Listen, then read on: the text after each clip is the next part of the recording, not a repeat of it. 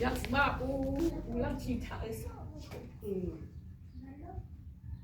esothetha ngezwi bathi layelela kwimfundiso yaphezulu ingakhange ngilalise esifumene kuma-Efeso ebengaqala ukhilo ama-Efeso kodwa ayikhange ngilalise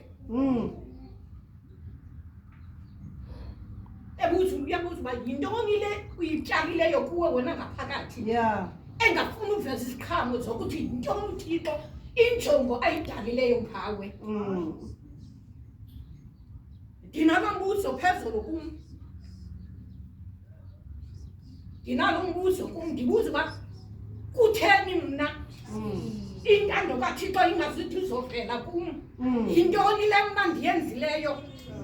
Ndisithethela ndindedwa, ndibuza uba izono zefamily yam okanye izono zomnombo endisuka kuwo zizo ezizawuhlala phezu kobomi bam.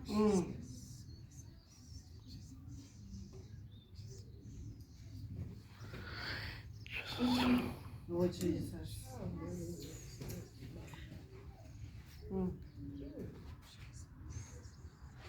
Umuntu oxola kade. Umuntu oxola kade. Athi uThixo bangincede ngala. Kuba beningaxoleli. Andikhathalile into ekungenze uyenze kokho unyaka. Bendiyiba angaziyazi la. Kodwa bendihlala ndinomthandazo ndithi Thixo noba bengenze ntoni kodwa ndiyenze ukuthi ndingacingi uba wenze ntoni nantoni empilweni yam. Ngoba yona iza kundivuselela. Ndithi xa ndicinga ngokuphezulu impendulo ibuye ndithi xa ndisithi uThixo masenze umuntu ngokufana nathi. Ithi ke ngoku ekuqaleni uThixo wadala, ithi ekuqaleni uThixo ebenguyilizwi yonke ngema ndajoka ayimeditate le nto ndayihlala nayo yangathi kukhona emanzini kukhona inhlanzi eziphuma emanzini kwakho izinto eziflowayo engathi ziyemka ngathi ziyemka. Haleluya. Andizuyiyeka ndihlala njalo ngithi gqibeleni xa ndithi esithi uThixo masenze umuntu. Ndithi Mosi uthe uThixo ilizwi lakhe masenze umuntu ebendikhona ngikuThixo. Yonke into uThixo beyenza ebendikuye. Ndithi i-maker kukho i-designer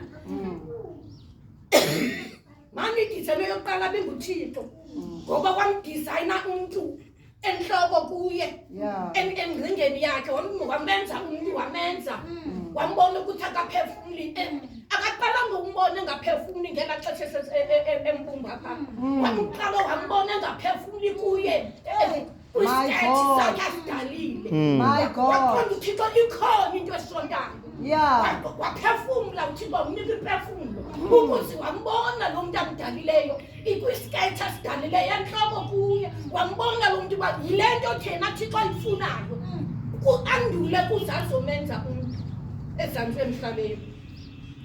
Ndithi awu kuyo yonke into uThixo ayenzileyo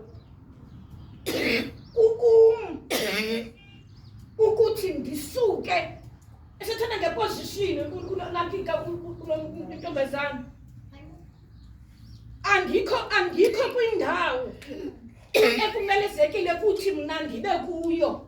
Ukuba ngaba mna bendinohlala ezizwini likaThixo ngendlela uThixo afuna ngayo yena, yonke into uThixo ekufuneka yenzekile liza kwenzeka automatically. Ndithi nditsala ifayile hayi mani kwenzeke ntoni ngam ngoba uThixo bethetha ndihambe endleleni bebekatyhili nelizwi ebethetha ndihambe endleleni andinike imessage njengokubinjalo. But ndibuthi ngefuthi uqhubeka ntoni empilweni yam? Yintoni le ndiyivumeleyo? Yintoni le ndiyivumeleyo ukuthi ngene ebomini bam ngizobizwa ngamagama ngendawo Yeah. kuba kaloku ndiyivumele Yeah. ndiyinike igephu yokuthi ingene Jesus. ukuze iphepho zikathixo ingaveli. My God. Mm. Thank you, Jesus. Hayi masikhwabeni bazalwane.